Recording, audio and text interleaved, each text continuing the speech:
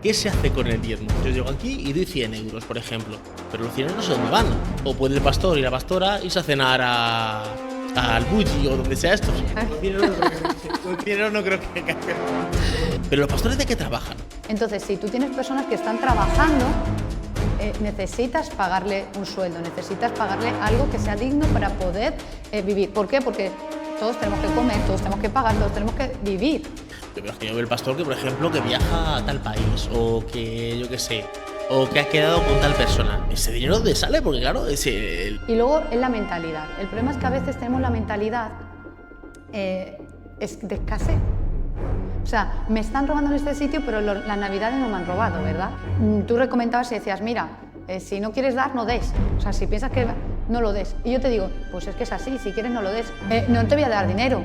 Es que dime qué es lo que se necesita en casa que yo voy a pagar. Tú cuentas que tú te acabas de comprar un coche y que vas a venderlo para darlo a una iglesia y te dicen que eres imbécil. Y que necesitas o sea, te dicen el que eres coche. imbécil.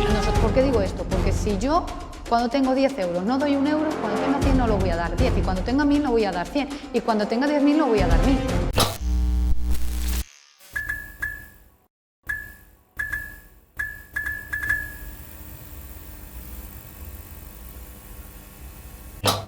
Muy buenas, bienvenidos al primer episodio piloto de Punto de Encuentro. Aquí estoy con la pastora Esmeralda Guindel. Muy buenas, un placer poder estar contigo en este día tan extraordinario y en estos comienzos, ¿verdad? En este podcast.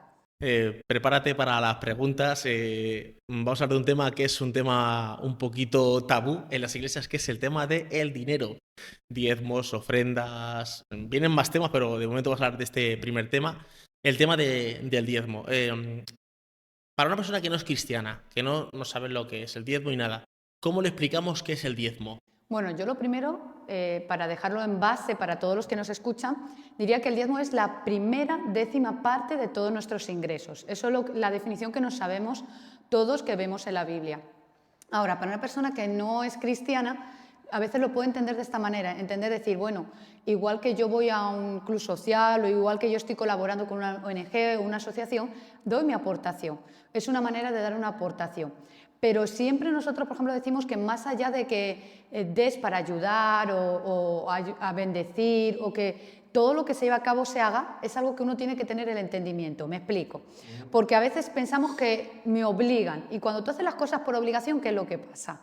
Nos pasa con los niños, sale la rebeldía. Entonces, siempre es un principio que se le tiene que revelar a la persona, tiene que tener entendimiento, tiene que tener seguridad, felicidad y probarlo. Yo soy de los que dicen que lo prueben, porque si lo pruebas y ves que te funciona, dices, pues lo quiero seguir practicando. Entonces, en esa línea yo hablaría con una persona que no conoce ese término, ¿no? Explicarle, igual, llevárselo a un terreno que lo pueda entender, pero también ayudarle a que pueda probarlo, que practique. ¿Te funciona? Síguelo haciéndolo, pero nunca desde la obligación.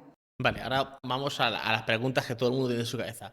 ¿Qué se hace con el diezmo? Yo llego aquí y doy 100 euros, por ejemplo, pero los 100 euros no sé dónde van, porque pueden ir a un micrófono de la alabanza, pueden ir a un teclado de un ordenador, o puede el pastor y la pastora irse a cenar al Bulli o donde sea esto. Los 100 euros no creo que haga mucho, pero bueno. Bueno, ¿qué es lo que se hace o qué es lo que se debería hacer?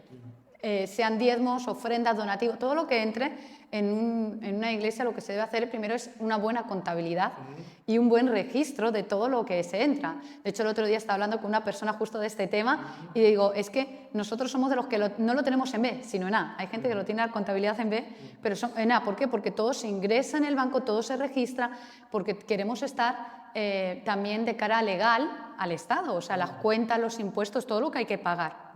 Entonces se tiene que llevar una contabilidad donde hay una contabilidad con todo lo que entra y todo lo que sale. Con todo lo que entra, bueno, hay unos presupuestos que se hacen para ver cuáles son los desafíos.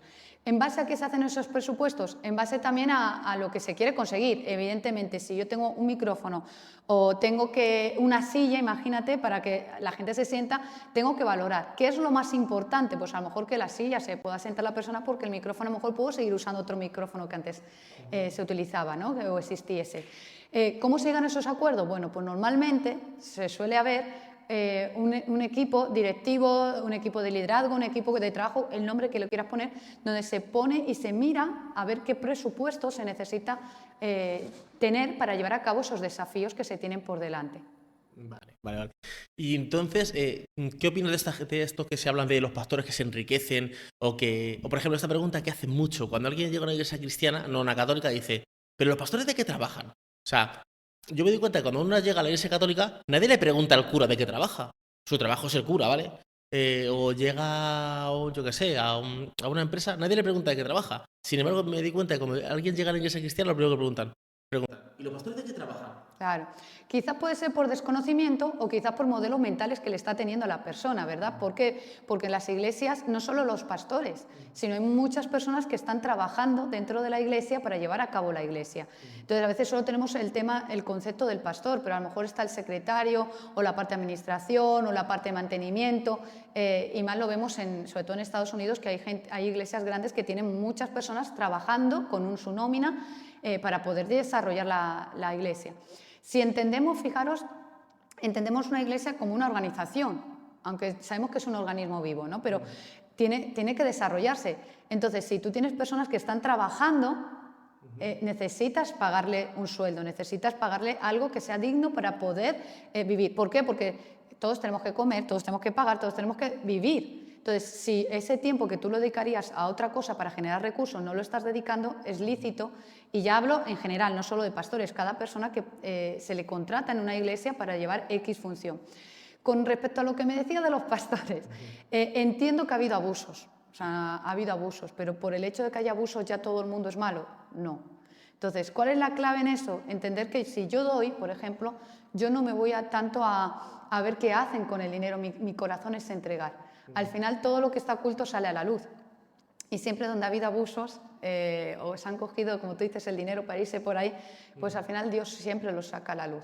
Entonces mi corazón siempre va a estar en entregar.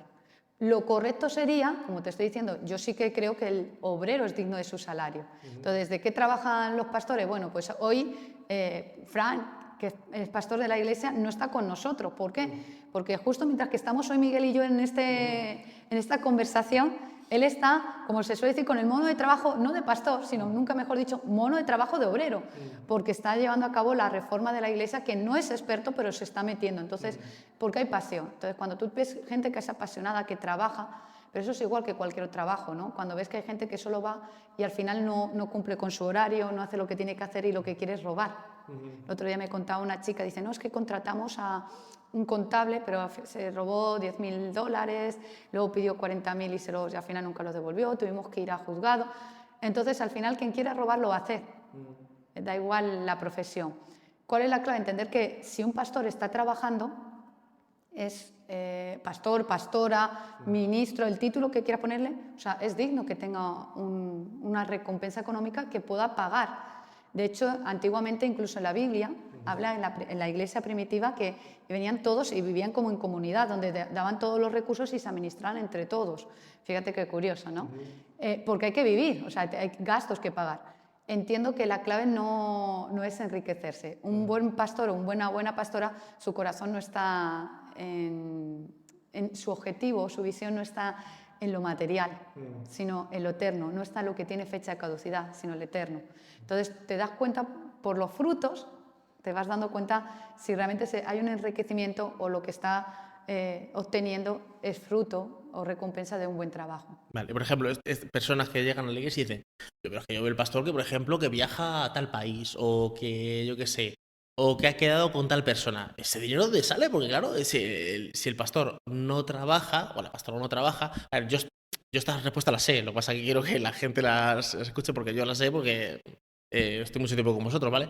Pero, por ejemplo, el pastor se va a predicar a New Jersey, ¿vale? ¿De dónde saca el pastor un vuelo, un alojamiento, tal? Hay varias opciones. Normalmente, cuando te suelen invitar a compartir, sea una predicación, una conferencia, sea lo que sea, normalmente te sufragan los gastos. Es decir, la persona que te invita, pues paga todos los gastos. Entonces tú vas como si fuera un trabajo, ¿no? Tú vas a trabajar allí. Como si fuera una conferencia. Eso es. Entonces te suelen pagar el billete de avión, de tren, de lo que sea, y vas a ese lugar y predicas. Ha habido veces que eso no se da, porque luego a veces vas a lugares donde nosotros, en nuestro caso personal, no tenemos, que eso también está muy de moda, un caché de poner dinero y cosas de esas. Nosotros vamos por lo que Dios nos diga, ¿no? Donde Dios nos diga. A veces tú vas a un sitio donde hay mucha necesidad y no pueden pagar eso. Entonces, ¿qué se suele hacer en esos momentos? Bueno, se hace un llamado, está este reto. Queremos ir a este lugar de misiones, hay que ir a abrir brecha, hay que llevar el mensaje. Entonces se hace una recolecta especial. Que si a nivel personal nosotros tenemos el dinero y podemos, lo hemos puesto como lo hemos hecho siempre y hemos hecho lo que haga falta. Entonces son varias opciones que se puede llevar a cabo. No sé si queda claro. Perfecto, sí. Y luego, ¿qué diferencia entre diezmo y una ofrenda? Bueno, el diezmo es la primera décima parte. Es decir, imagínate que yo tengo de ingreso 1.000 euros, serían 100 euros. Y si, por ejemplo, luego me pagan hecho horas extras, me pagan el día 13, 300 euros, ¿tendré que sacar 30 también de ahí? De los ingresos totales, ¿vale? ¿Y si alguien me ofrenda 100 euros? Yo vuelvo a decir que es algo que se te tiene que revelar y tener entendimiento. Mi recomendación es de ingresos totales, que de todo lo que entra, tú puedas dar... Porque aquí yo veo una duda. Por ejemplo, la gente tiene una nómina, pero yo, por ejemplo, que tengo ingresos recurrentes, yo puedo cobrar un diseño el día 4, pero luego el día 7 puedo cobrar otra cosa. Pero yo cobro 3, imagínate que cobro 2.000 euros de una página web, pero yo no tengo 2.000 euros porque 1.000 se van a ir en la hacienda, al final me van a quedar, después de pagar los recursos, me quedan 700. ¿Yo qué doy, 200 euros o doy 70 euros de los 700? Claro, fíjate, yo siempre... aquí hay gente que se mueve o por el bruto o por el neto, ¿vale? Vamos a ese tema. Al final luego te lo van a regularizar con Hacienda, porque eso es en España, en otros países es diferente cómo funciona, ¿vale? En otros países lo tienen más fácil, porque a lo mejor no cobran al mes. Van cada semana, entonces ya directamente lo dan. Entonces, para mí, como de tu nómina, si imagínate que tienes una nómina, ya de lo que has cobrado, de ese neto, ya te han quitado todos los impuestos, todas las cosas, diezma. ¿Qué pasa? Que lo que te han retenido, eso lo ha quedado Hacienda, pero eso luego se compensa a final del año, como en mayo, así, Sí, se abril, compensa mayo. Y ahí ya, de lo que te vayan a devolver o no, pues lo puedes demar. Ahora, si hay alguien que dice, no, es que yo quiero diezma del bruto, porque quiero diezma del bruto, adelante. Siempre mejor dar de más que no de menos. Mejor limpiar 2 veces que no limpiar ninguna. Entonces, si tú a lo mejor dices, no, es que yo cobro porque soy empresario y no cobro todos los meses igual, o me ha venido una herencia, un extra, o me han dado X, o sea, la paga que le damos a los niños. Pues los niños esa paga no la declaran, la paga de los niños. ¿Qué les enseñamos? Bueno, si te han dado 10 euros de paga, 1 euro es diezmo. Vale. Y ahora la ofrenda, ¿hay que ofrendar a la iglesia? ¿Puedo ofrendar a un vecino? ¿Cómo va? La ofrenda es voluntaria, es algo voluntario, es algo que tú lo das, no hay una cantidad física, o sea, específica, y va de lo que tú quieras dar. La ofrenda es algo que tú das de corazón. Cuando tú vas a la iglesia, tú puedes dar tus diezmos o puedes dar tus ofrendas.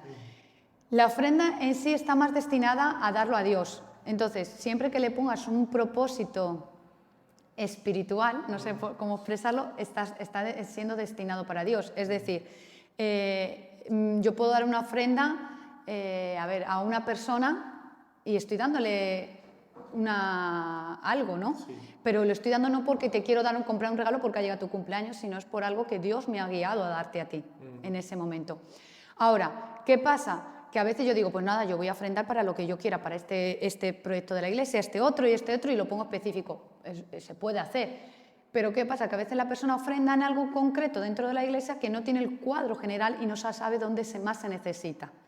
Entonces, cuando tú tienes una casa ministerial donde sabes que las cuentas están limpias, donde tú puedes tener acceso, donde tú eres parte implicada, entonces tú dices, no, yo quiero dar a lo general. Al cómputo general, sí. Claro, para sacar y que luego eso vaya destinado a lo que sea más específico. A lo mejor dentro incluso de la iglesia es un área social donde se da de comer a la gente necesitada, por ejemplo, como hacemos aquí, ¿no? Que son cuántos miles, yo no sé cuántos miles de euros pagamos.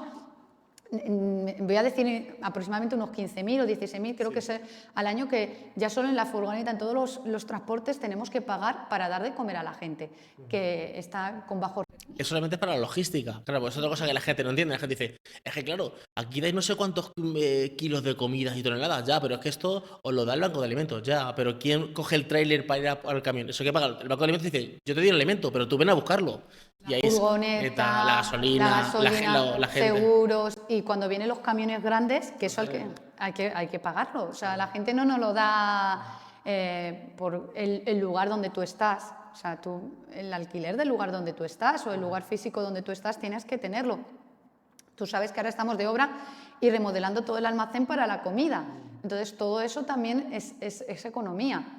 En la furgoneta tuvieron que ir a hacerle unas revisiones y eso también hay que pagarlo. O sea, al final sale economía por todos lados. Y eso que el voluntario, o sea, la gente está de manera voluntaria dando los alimentos, que también se podría recompensar a esas personas, pero es verdad que lo estamos dando de manera voluntaria nuestro tiempo para ayudar a la gente.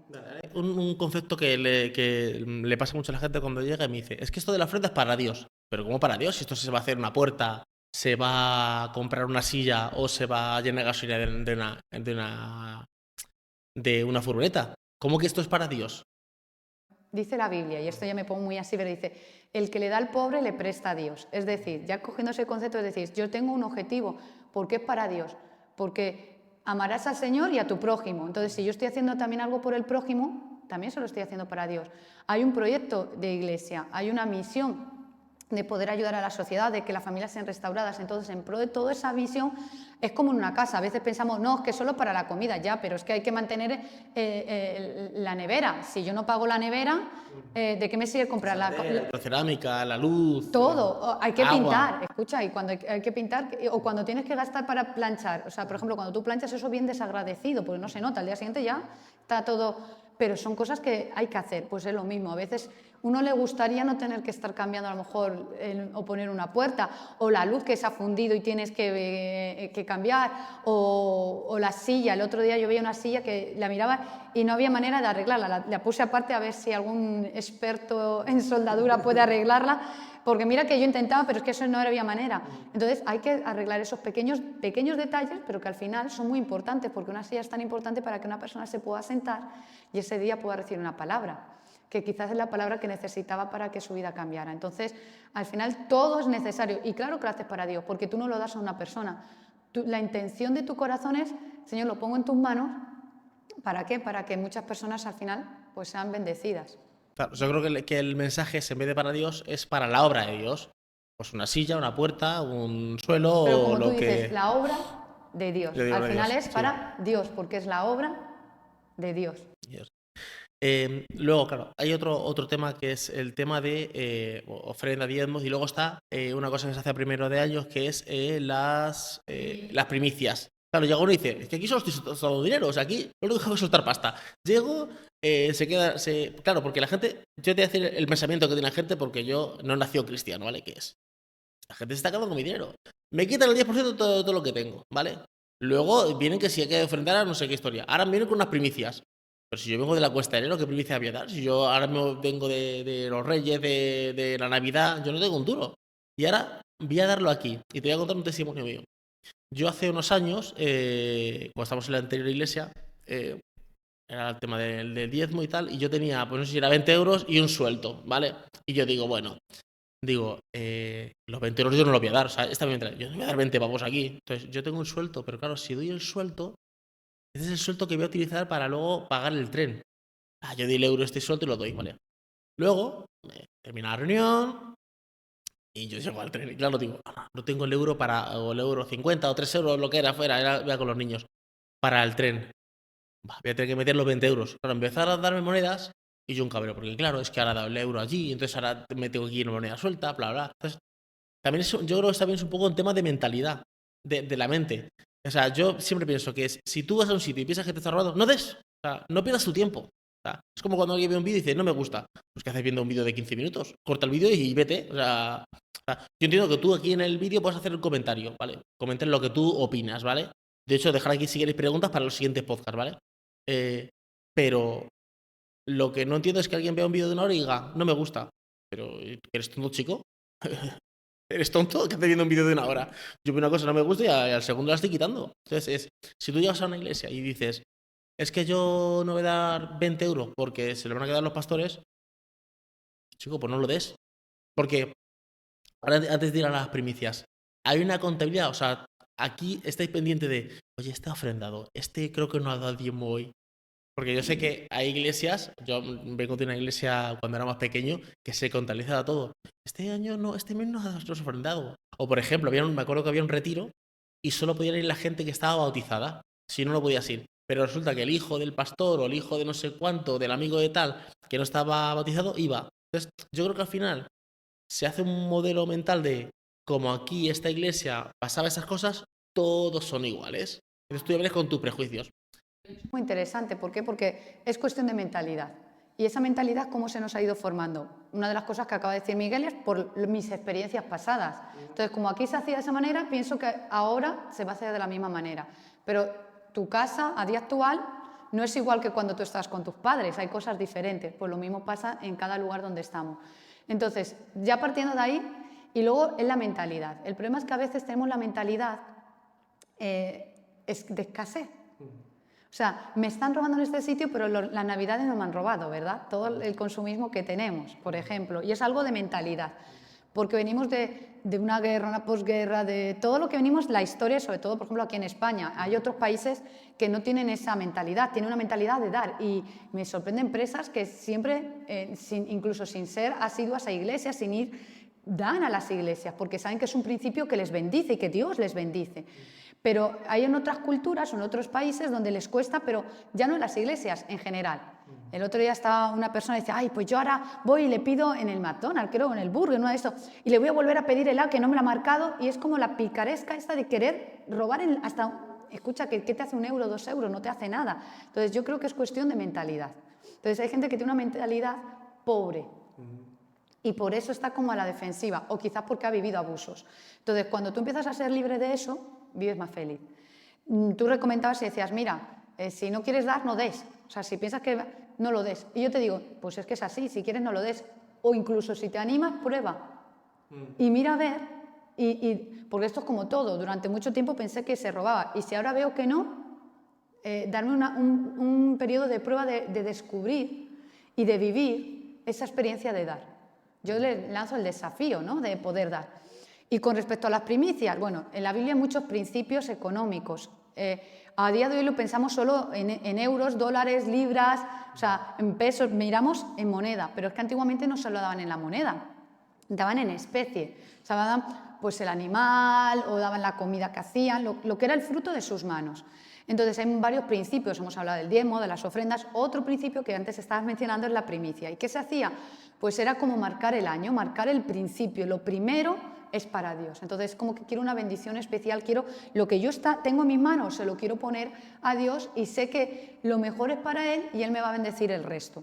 Ahora, a día de hoy trabajamos, entonces como el fruto de nuestro trabajo son una moneda, pues ¿qué damos? Esa moneda. Me he encontrado gente que a lo mejor el fruto de su trabajo a día de hoy no es moneda. Y el otro día, Miguel, ya que estamos, te cuento una experiencia extraordinaria que yo creo que es una de las mejores primicias, a ver, no puedo juzgar, ¿no?, pero que a mí me tocó. Y fue un muchacho, estamos en el Congreso de Primicias y un muchacho de 14 años vino de un partido de fútbol, o sea, imagínate en pleno invierno con sus pantalones cortos, todo, y estábamos hablando acerca de esto, de las primicias. Veías a la gente entregando su dinero, pero ¿sabes lo que entregó él? Sus zapatillas del fútbol. La bota de fútbol. La bota de fútbol y tú sabes que sabes, como buen padre futbolero, no sé si son las espinilleras, las entregó, no tiene más, son las únicas, es su sueño ser futbolista profesional. Y llegó y esas fueron sus primicias. Ahora yo te pregunto, esas primicias no es dinero, pero ¿crees que Dios no las mira con agrado? O sea, no está viendo un chico con un corazón de sincero, Señor, lo primero eres tú y tú sabes que mi ilusión es el fútbol, pero antes que el fútbol eres tú y yo te entrego el fútbol en tus manos. Mira qué actitud. O sea, ahora yo te pregunto, eso a la iglesia, a nivel económico, ¿cuánto le repercute? Es la actitud del corazón. Bueno, pero ahí no quedó el testimonio. La mamá dijo, muy bien, pero si esto es de Dios, si Él lo ha hecho verdaderamente de Dios, yo no te voy a comprar las botas de fútbol, no te las voy a comprar, Dios te las tiene que regalar. Y se lo dijo y yo me enteré. Esto nadie más lo sabe, imagínate, porque yo lo escuché. ¿Sabes qué pasó?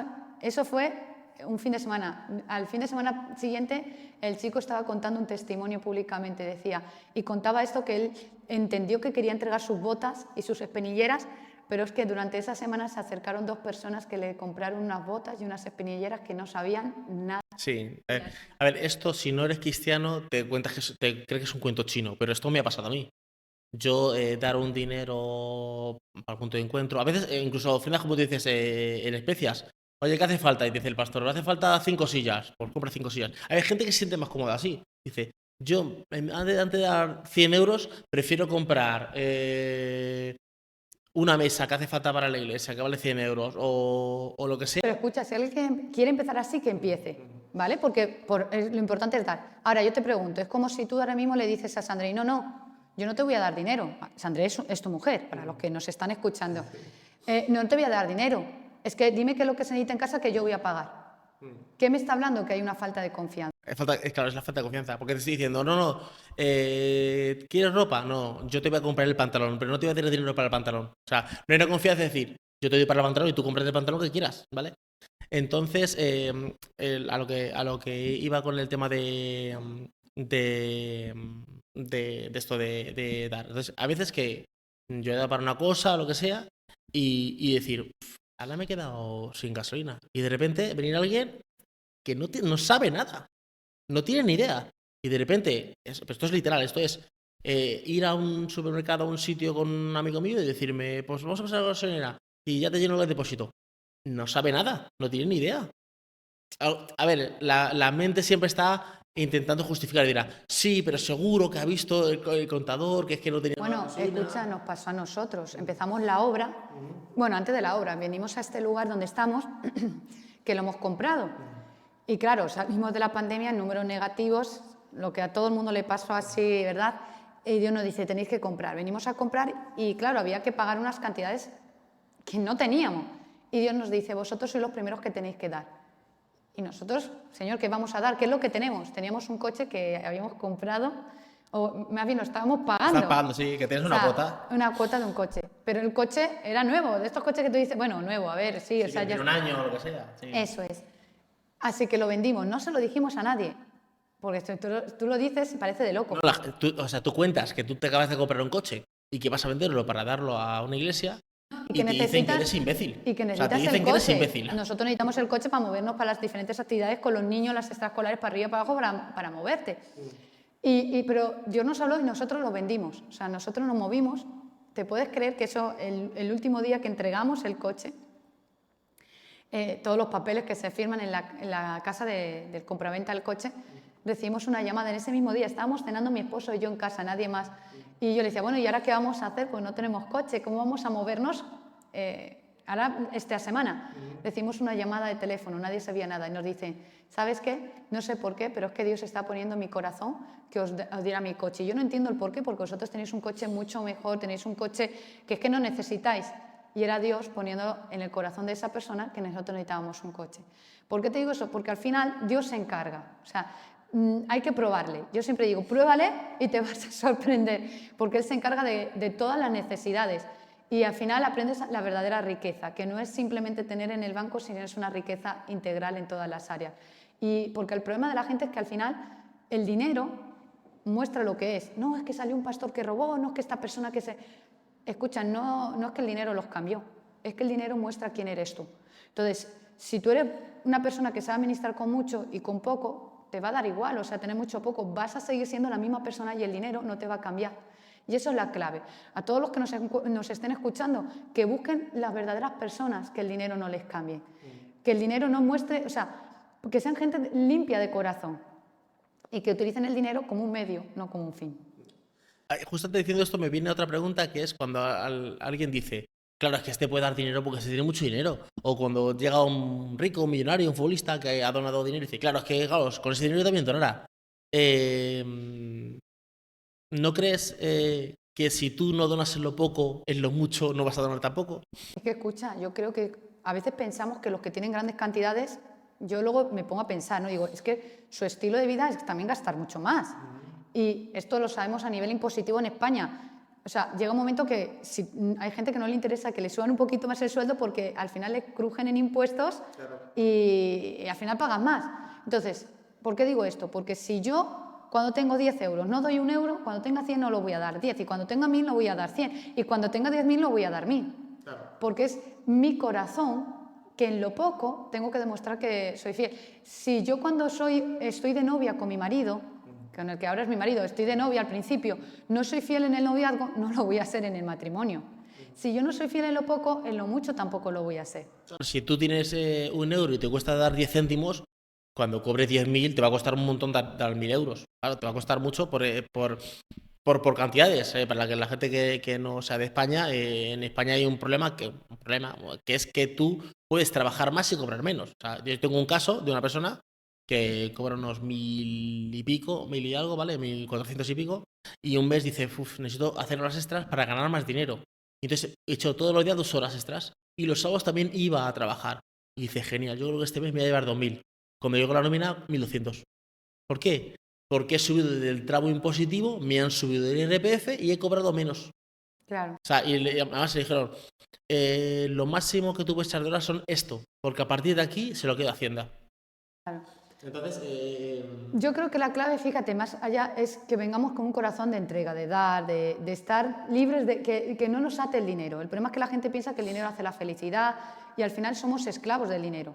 A ver, el dinero da una tranquilidad de decir, no tengo que pagar, tengo dinero para pagar este recibo, para esto, pero no, o sea, la felicidad como tal no te la da porque tú subes de nivel económico y tienes más gastos. Claro, pero la clave es que seas un buen administrador, con mucho o con poco. Y bueno, yo creo que vamos a dejar aquí el podcast, llevamos media horita de podcast. Hay muchos más temas, dejar aquí en la caja de Que dejen las comentarios las preguntas que tú dices, ya, pero pregúntale esto otro. Y de hecho haremos, yo creo que en algunas semanas un preguntas y respuestas. Y vienen muchos más temas, vienen divorcios de los pastores, vienen conflictos entre gente de la iglesia, vienen muchas más cosas en este podcast. Espero que os haya gustado el podcast el día de hoy y nos vemos o nos escuchamos en un siguiente podcast. Hasta la próxima. Chao, chao.